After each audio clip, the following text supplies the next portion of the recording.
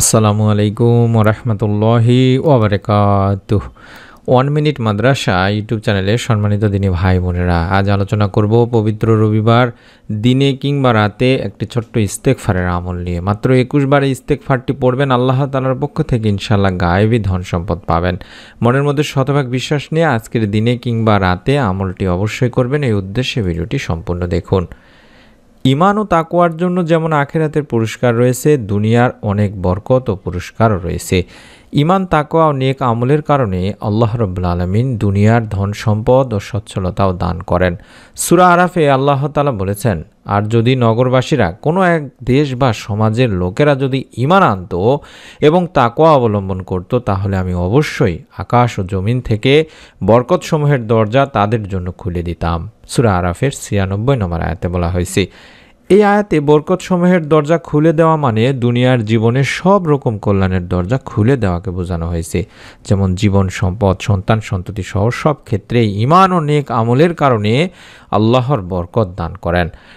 কোরআনের আরেকটি আয়াতে আল্লাহ রাব্বুল আলামিন আল্লাহ তাআলা কুফর ও গুনাহ থেকে ইস্তেগফার বা তওবা করলে রিজিক বৃদ্ধি, উত্তম প্রাকৃতিক পরিবেশ, সম্পদ ও সন্তান দিয়ে সাহায্য করারও প্রতিশ্রুতি দিয়েছেন। দুনিয়ার সুখ সমৃদ্ধির দান করারও প্রতিশ্রুতি দিয়েছেন। আল্লাহর নবী নূহ আলাইহিসসালামের ভাষায় আল্লাহ তাআলা বলেছেন, আর বলেছি তোমাদের রবের কাছে ক্ষমা চাও, নিশ্চয়ই তিনি পরম ক্ষমাশীল, তিনি তোমাদের উপর মুষলধারে বৃষ্টি বর্ষণ করবেন আর তোমাদেরকে ধন সম্পদ ও সন্তান সন্ততি দিয়ে সাহায্য করবেন এবং তোমাদের জন্য বাগবাগিচা দেবেন আর দেবেন নদী নালা। সূরা নূর 10 থেকে 12 নম্বর আয়াতে বলা হয়েছে। এই আয়াতে শুধু ইস্তেগফার বা ক্ষমা প্রার্থনার কথা বলা হলেও এর মূল মর্মে ঈমান, তাকওয়া ও নেক আমলও যুক্ত রয়েছে। ক্ষমা প্রার্থনা মানে কুফর, জুলুম ও পাপাচারের পথ ছেড়ে আল্লাহ তাআলার কাছে ক্ষমা প্রার্থনা করা, ঈমান গ্রহণ করা ও তাকওয়া অবলম্বন করা। উপরে এই দুইটি আয়াত থেকে বোঝা যায় যে ঈমান ও তাকওয়া অবলম্বন করলে আল্লাহ তাআলা আখিরাতের পুরস্কার তো দিবেনই বা রয়েছেই, তেমনি দুনিয়ার জীবনেও আল্লাহর রহমতের দরজা আপনার জন্য খুলে দেবেন। দুনিয়ার সুখ সমৃদ্ধি, ধন সম্পদ ও উত্তম সন্তান সন্ততি দান করবেন। তাই আমরা বেশি বেশি করে ইস্তেগফারের আমল করার চেষ্টা করব। পবিত্র আজকের এই রবিবার দিনে কিংবা রাতে আপনারা বেশি বেশি করে ইস্তেগফার পাঠপূর্বক একটি ছোট্ট দোয়ার আমল করার চেষ্টা করবেন। আল্লাহ রাব্বুল আলামিন ইনশাআল্লাহ আপনাদেরকেও রিজিকে বরকত দান করবেন।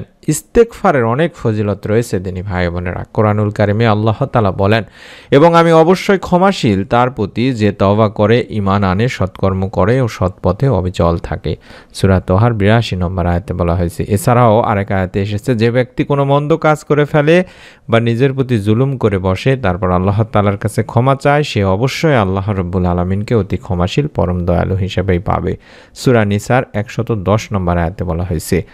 আল্লাহ রাসূল সাল্লাল্লাহু আলাইহি ওয়াসাল্লামের কোনো গুনাহ ছিল না, তিনি ছিলেন নিষ্পাপ। এরপরও দিনে রাতে প্রচুর পরিমাণে ইস্তেগফার তিনি পাঠ করতেন, আল্লাহ তাআলার কাছে কেঁদে কেঁদে দোয়া করতেন। হাদিসেও এসেছে, আবু হুরায়রা রাদিয়াল্লাহু তাআলা আনহু বর্ণনা করেন, আমি আল্লাহ রাসূল সাল্লাল্লাহু আলাইহি ওয়াসাল্লামকে বলতে শুনেছি, আল্লাহর কসম, আমি প্রত্যহ আল্লাহ তাআলার কাছে 70 বারেরও বেশি ইস্তেগফার ও তওবা করি।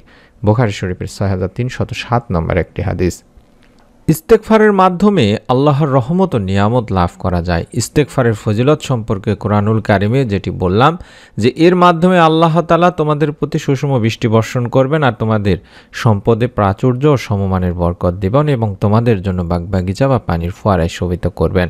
মোট কথাই হচ্ছে, ইস্তেগফার ও তওবা মুমিন মুত্তাকির জন্য এক বিশেষ গুণ। আল্লাহ তাআলা তার মুমিন বান্দাদেরকে ইবাদত বন্দেগী ও তার আদেশ নিষেধ মেনে চলার জন্যই সৃষ্টি করেছেন, কিন্তু মানুষ শয়তানের প্ররোচনায় পড়ে জীবনের বিভিন্ন ক্ষেত্রে আল্লাহ তাআলার আদেশ নিষেধ লঙ্ঘন করে বসে, আল্লাহ তাআলার হুকুম মেনে চলার ক্ষেত্রে ভুল করে। তাই আল্লাহ তাআলা তার সেই ভুল বা গুনাহগুলো থেকে বান্দাদেরকে মুক্তি জানার জন্যই এই তওবা এবং ইস্তেগফারের ব্যবস্থা রেখেছেন। তাই আমরা বেশি বেশি করে অন্তত আজকের এই দিনে কিংবা রাতে ইস্তেগফারের পাশাপাশি একটি ছোট্ট দোয়ার আমল করব দিনী ভাই বোনেরা। ইস্তেগফার পাঠে বান্দার অভাব মোচন হয়, পাপাচার ক্ষমা করা হয়, সন্তান সন্ততির অভাব যেমন থাকে না, তেমনি রিজিকেও আসে পরিপূর্ণ বরকত। তাই অভাব মুক্ত থাকতে পবিত্র কোরআনুল কারিমে বেশি বেশি ইস্তেগফারের নির্দেশ দেওয়া হয়েছে, যার ফলে আল্লাহ তাআলা বান্দাকে উত্তম রিজিক সহ অসংখ্য নিয়ামতে ধন্য করবেন বলেও জানিয়েছেন। তাই কম করে হলেও আমরা 70 বার ইস্তেগফার পড়ার চেষ্টা করব, যদি নাও পারি অন্তত 21 বার আস্তাগফিরুল্লাহ আস্তাগফিরুল্লাহ আস্তাগফিরুল্লাহ করে এই রবিবার দিন অন্তত বেশি বেশি করে পড়ার চেষ্টা করব এবং একটি ছোট্ট দোয়া কম করে হলেও 3 বার পাঠ করব, যেই দোয়ার মাধ্যমে আল্লাহ তাআলা আপনাকে রিজিকে বরকত দান করবেন গায়েব থেকে হলেও।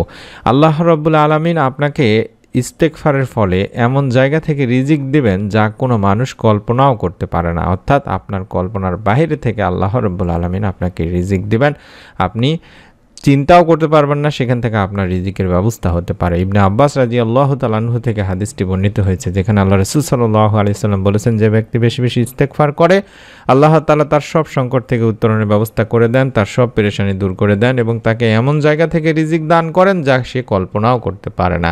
তাই ইস্তেগফারের পাশাপাশি এই দোয়াটিও পড়বেন বেশি বেশি করে, অন্তত 3 বার পাঠ করবেন। আল্লাহুম্মা ইন্নী আউযু বিকা মিনাল কুফরি ওয়াল ফাকরি, আল্লাহুম্মা ইন্নী আউযু বিকা মিন আযাবিল কাবরি লা ইলাহা ইল্লা আনতা।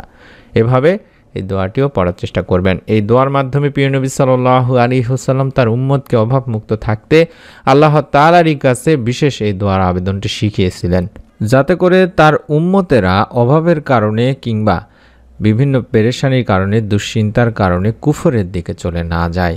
তাই আল্লাহর প্রিয় নবী বিশ্বনবী সাল্লাল্লাহু আলাইহি ওয়াসাল্লাম তার উম্মতদেরকে এই দোয়ার আমলটি শিখিয়েছেন তিনি। ভাই বোনেরা, আল্লাহুম্মা ইন্নী আউযু বিকা মিনাল কুফরি ওয়াল ফাকরি, আল্লাহুম্মা ইন্নী আউযু বিকা মিন আযাবিল কাবরি লা ইলাহা ইল্লা আনতা।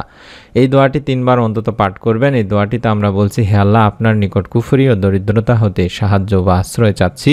হে আল্লাহ, আমি কবরের আযাব থেকে আপনার কাছে আরও আশ্রয় চাচ্ছি, আপনি ছাড়া কোনো ইলাহ নেই। এই দোয়াটির মাধ্যমে আল্লাহ তাআলার কাছে আপনারা বেশি বেশি রিজিকে বরকত চাইবেন, দরিদ্রতা থেকে রক্ষা চাইবেন, আল্লাহ তাআলার কাছে ঋণ থেকে মুক্তি চাইবেন। ইনশাআল্লাহ আল্লাহ রাব্বুল আলামিন আজকের দিনের ওসিলায় হলো আপনাকে মাফ করে দেবেন, আপনার পরিবার সংসারে রিজিকে বরকত আসবে। যেটি বললাম, আপনার কল্পনার বাইরে থেকে আল্লাহ রাব্বুল আলামিন আপনাকে রিজিক দেবেন ইনশাআল্লাহ, গায়েব থেকে হলেও রিজিক দান করবেন। মনের মধ্যে শতভাগ বিশ্বাস নিয়ে আমলটি করতে হবে।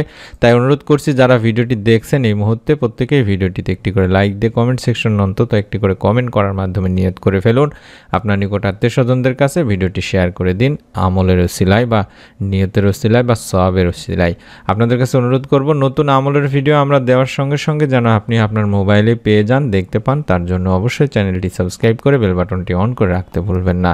সকলে ভালো থাকুন, সুস্থ থাকুন। আমরা দোয়া করি আল্লাহ রাব্বুল আলামিনের কাছে, যারা আমলটি করবেন নিয়ত করেছেন, আল্লাহ রাব্বুল আলামিন আমলের প্রতিদান তাদেরকে দান করুন, গায়েব থেকে হলেও রিজিকে বরকত দান করুন, অভাব অনটন দূর করুন, ঋণ মুক্তির ব্যবস্থা করে দিন, আমিন। নতুন ভিডিও ইনশাআল্লাহ আপনার মোবাইলে পৌঁছে যাবে। আসসালামু আলাইকুম ওয়া রাহমাতুল্লাহি ওয়া বারাকাতুহু।